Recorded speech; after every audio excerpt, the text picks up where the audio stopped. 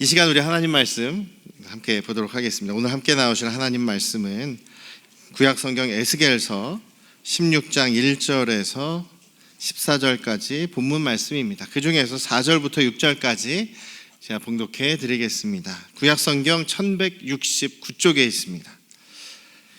내가 난 것을 말하건대 내가 날 때에 내 배꼽줄을 자르지 아니하였고 너를 물로 씻어 정결하게 하지 아니하였고 내게 소금을 뿌리지 아니하였고 너를 강보로 싸지도 아니하였나니 아무도 너를 돌보아 이 중에 한 가지라도 내게 행하여 너를 불쌍히 여긴 자가 없었으므로 내가 나던 날에 내 몸이 천하게 여겨져 내가 들에 버려졌느니라. 내가 내 곁으로 지나갈 때에 내가 피투성이가 되어 발짓하는 것을 보고 내게 이르기를 너는 피투성이라도 살아있으라. 다시 이르기를 너는 피투성이라도 살아있으라 하였다. 아멘. 할렐루야. 오늘도 우리 아버지 하나님의 크신 그 은혜와 그 크신 사랑이 또 여러분과 여러분 가정에 충만하시기를 주님의 이름으로 축원합니다. 이제 2024년 벌써 일주일이 지났죠. 근데 주일은 이제 오늘이 첫 주일입니다. 벌써 그 새해 첫날부터 이 세상에는 여러 가지 이제 또 뭐 기상이변과 또 재해와 전쟁과 또 재난의 소식들, 뭐 어렵다라는 소식만 이렇게 많이 들리고 있는 것 같습니다. 그럼에도 불구하고 우리는 또 우리와 함께 하실 하나님, 또 우리를 변함없이 사랑하시는 그 아버지를 우리가 의지함으로 또 신뢰함으로 또 한 해를 믿음 가운데 살아가실 수 있기를 주님의 이름으로 축원합니다. 지난주에 저희 장로님들하고 이제 교회 운영위원회라고 해가지고 이제 2024년을 준비하면서 그 교회의 역할 혹은 교회가 예수님의 몸으로서 하는 일들을 크게 이제 5가지 정도로 이렇게 분류를 할 수가 있습니다. 예배가 있고요. 그 다음에 훈련, 제자 훈련이 있습니다. 그 다음에 전도와 선교가 있고, 그 다음에 교제와 친교가 있고, 그 다음에 봉사와 또 사역, 이런 것들이 있습니다. 그런 이제 분야별로 우리가 2024년에 어떻게 우리가 더 주님 앞에서 주님께 영광 돌리기 위해서 우리 교회가 움직일 수 있을까, 이런 것들을 아이디어를 정말 3-4시간에 걸쳐서 막 이렇게 의논하고 얘기도 했습니다.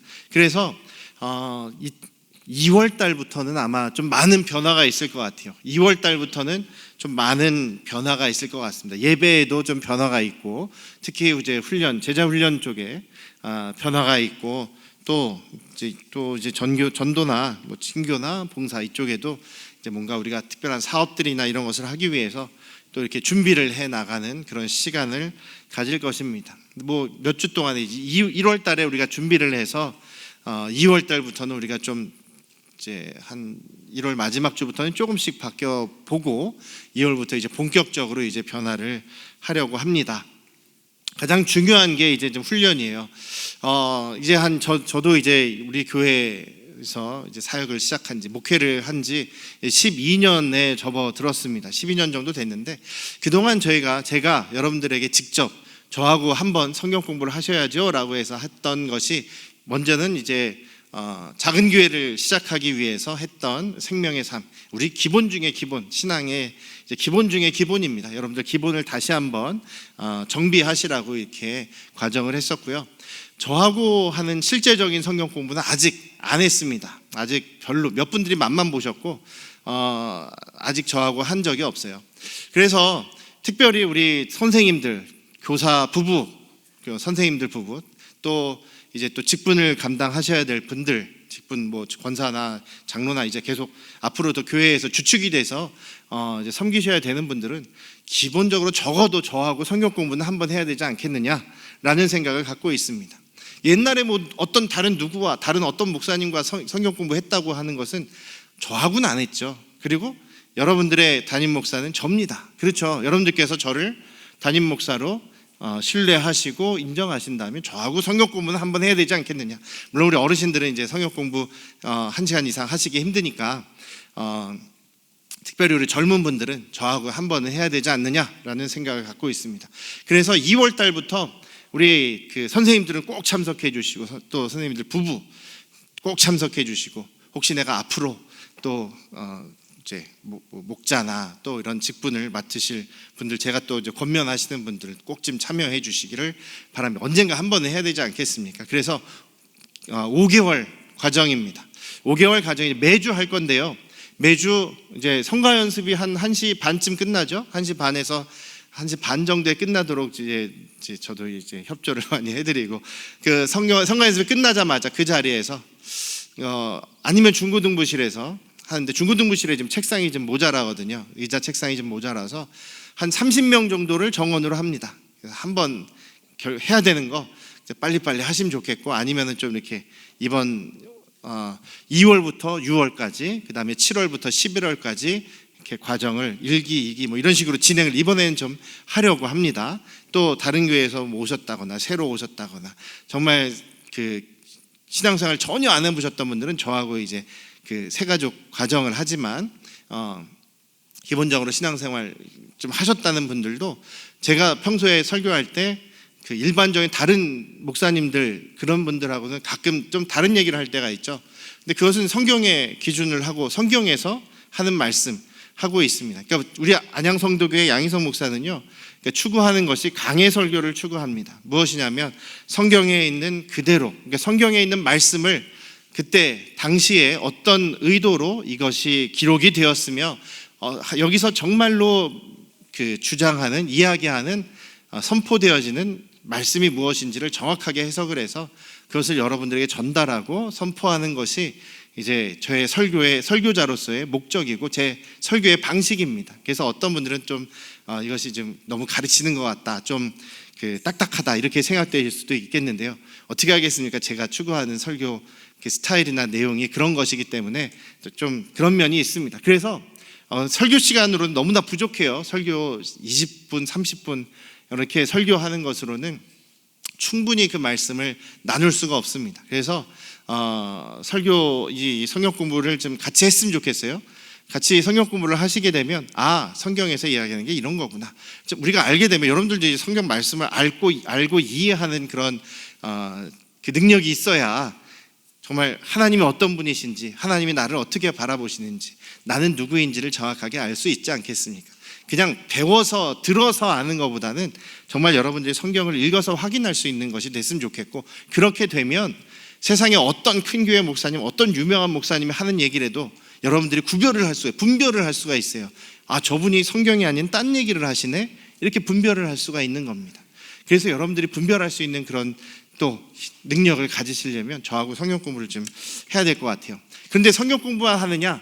그렇지는 않고요. 매달 셋째 주일에는요, 이제 1시 반부터 부부 학교라는 이름으로 부부 세미나 혹은 가정 세미나를 할 겁니다. 그래서 저희가 좀 외부에 좀 이렇게 경력이 오래되신 그런 강사들을 특별히 초청을 해서 여러분들 부부 간의 관계, 또 가족 간의 관계에 도움을 드리고자 저희들이 지금 준비를 하고 있어요. 그래서 그 성경 공부에 참석하시는 분들 일단 우선으로 계속 또 이렇게 진행될 거니까요. 셋째 주에는 그렇게 성경 공부를 합니다. 그렇게 되다 보면 예배 시간, 오후 예배 시간이 좀 미뤄져야 되죠. 예배 시간은 3시, 오후 예배가 3시로 다시 전에 우리 3시에 했던 것처럼 3시에 하려고 합니다. 그리고 그 중간에 우리 실버 어르신들은 2시부터 실버 목장을, 실버 교실을 하게 됩니다. 매주 하게 됩니다.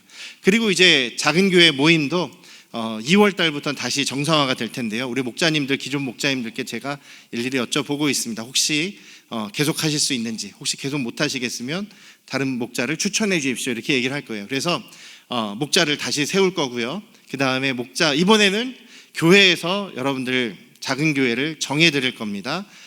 그래서 매주 모임을 할 거예요.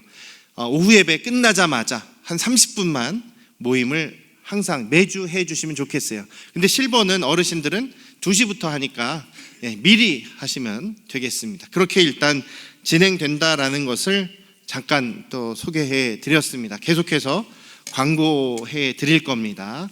기도해 주시고요. 또 우리가 새로운 마음으로 새로운 한 해에 좀 더 주님과 가까이 가겠습니다, 더 주님께 영광 돌리겠습니다, 이런 마음으로 이렇게 기도해 주시고 협력해 주시면 감사하겠습니다. 자, 오늘 말씀은요, 에스겔이라는 선지자에게 하나님께서 말씀하신 그런 말씀을 나누려고 합니다. 에스겔 선지자는요, 30살에 하나님의 부르심을 받았습니다. 에스겔 선지자는 원래는 제사장 가문이었어요. 아버지도 제사장이에요. 그 아버지도 제사장. 제사장 가문이에요. 제사장, 과거에는 이제 아버지가 제사장이면 아들도 제사장이고 그렇게 이어져 내려오는 것이 원래 그 전통이었기 때문이죠. 그런데 문제가 생겼습니다. 이 에스겔 선지자가 제사장제 역할을 해야 되는데 바벨론 왕국에 의해서 예루살렘이 포위가 되고 또 거기서 왕이 항복을 합니다. 그래서 왕이 포로로 잡혀요. 왕이 포로로 잡히면서 왕족과 왕의 가족들과 또 귀족들과 관리들과 또 귀족의 아들들, 청년들이 포로로, 어마어마한 숫자가 포로로 끌려갑니다. 그 중에서 제사장의 아들이었던 이 에스겔도 포로로 끌려갑니다. 그때 포로로 끌려간 사람 중에 다니엘도 있었습니다. 다니엘이나 또 이 에스겔이나 이런 사람들이 포로로 끌려간 거예요. 바벨론에서 포로로 끌려갔는데 다니엘처럼 어린 청소년의 그런 사람들은 그 바벨론식 교육을 시켜서 바벨론의 그런 일꾼으로, 관리로 이렇게 만들게 되는데, 이 에스겔 같은 사람은 그냥 제사장 쪽이었지 않습니까? 그래서 포로로서 그냥 같이 끌려가 있는 그런 포로 신분이었던 것이죠. 그런데 나이가 이제 30이 되었습니다.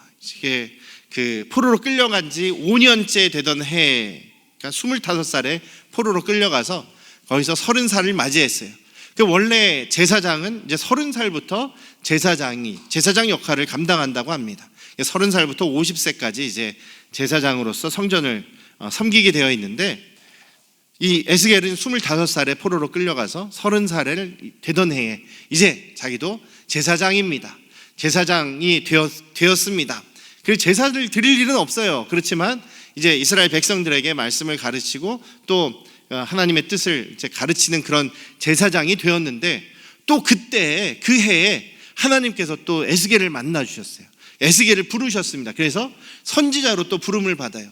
그래서 이 에스겔은 제사장이자 선지자였던 사람입니다.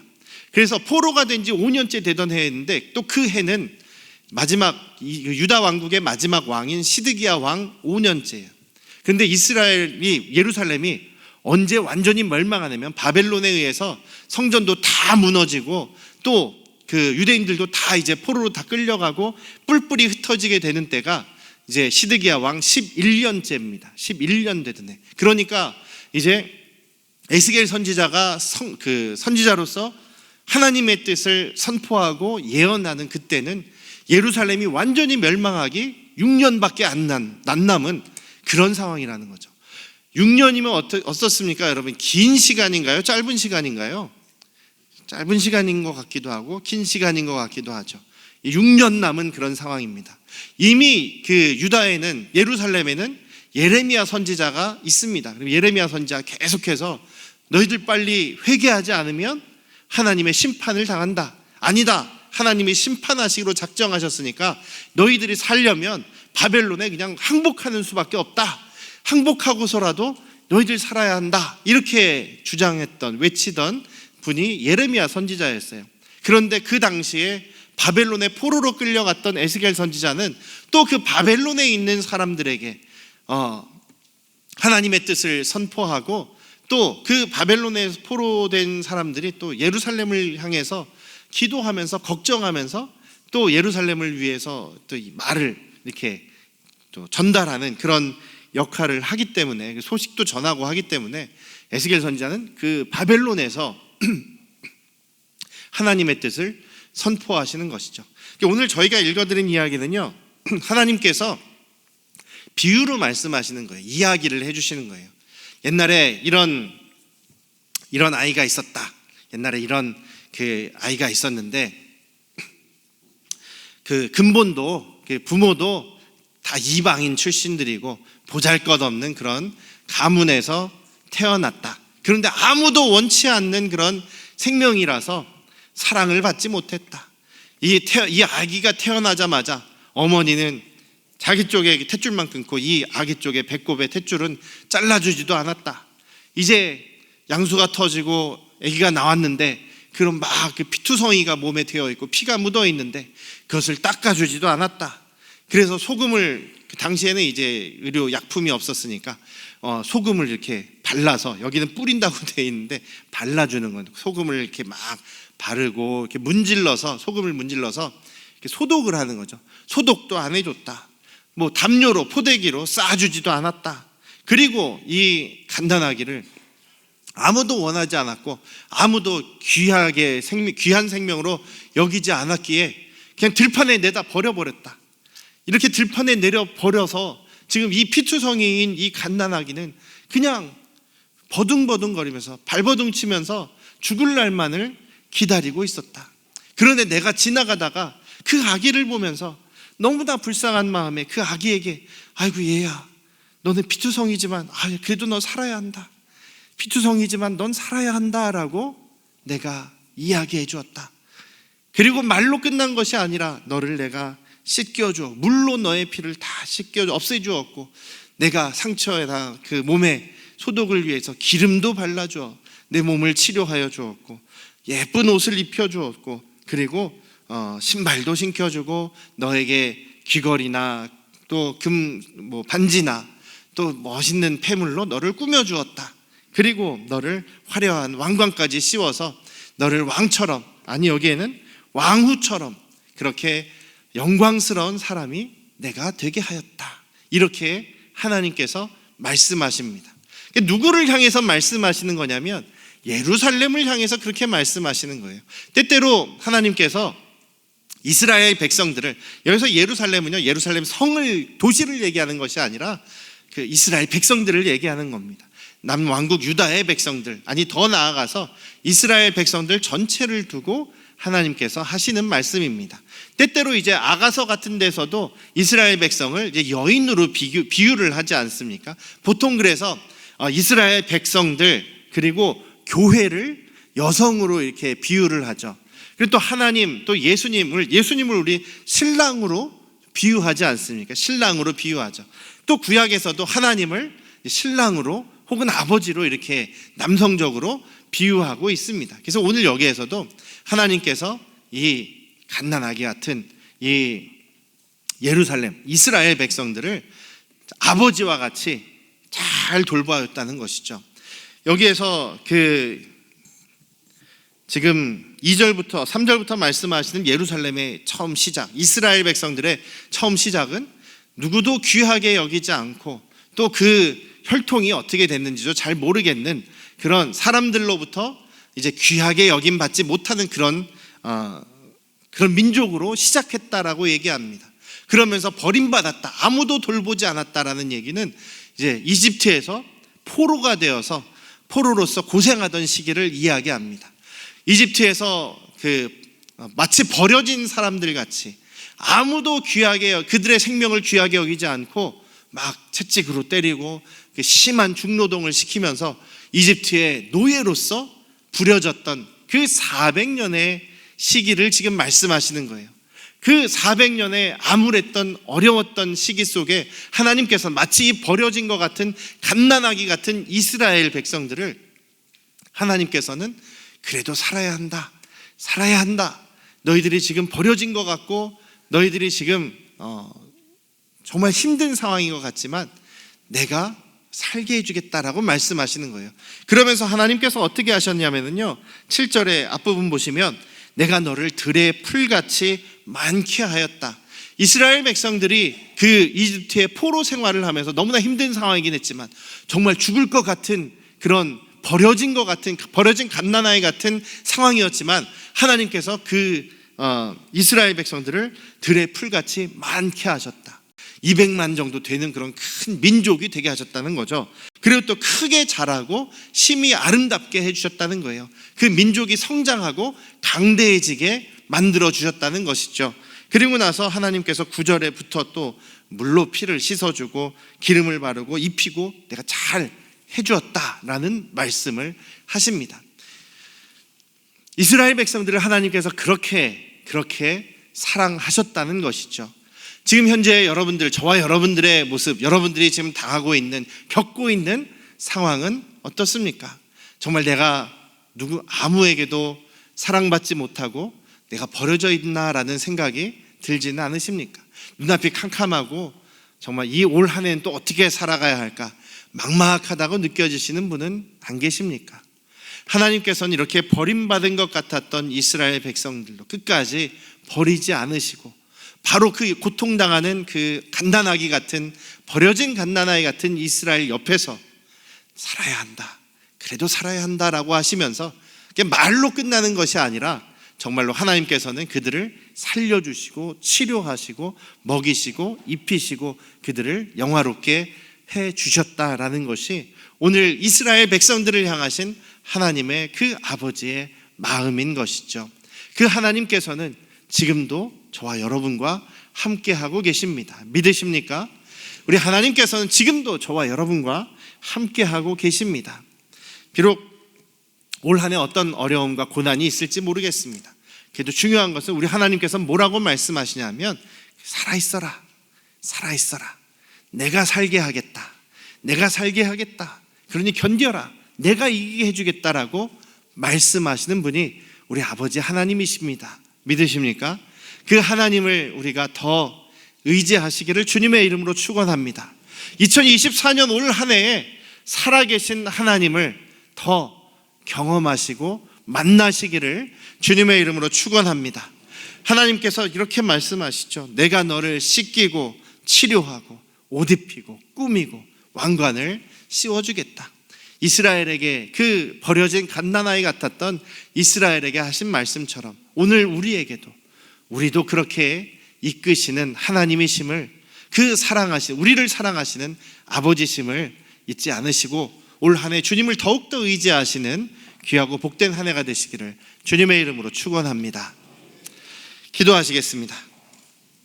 아버지 하나님, 버림받은 갓난아기 같은 그런 이스라엘도 계속 함께 하시며 살아야 한다, 살아야 한다, 내가 너를 살게 하겠다라고 하시면서 끝까지 도우시는 우리 아버지 하나님의 그 마음을 다시 한번 생각해 봅니다. 올 한 해를 시작하면서 여러 가지 안 좋은 뉴스들 때문에 우리의 마음이 혹은 불안과 또 우리의 당하고 있는 지금 현재의 상황 때문에 약해질 수 있을지 모르겠으나 우리와 늘 함께 하시며 우리를 살게 하시는 아버지 하나님의 그 마음으로 인해서 올 한 해도 우리가 넉넉히 믿음으로 의지하며 주님을 따라가는 그런 믿음의 한 해가 될 수 있도록 인도하여 주시옵소서.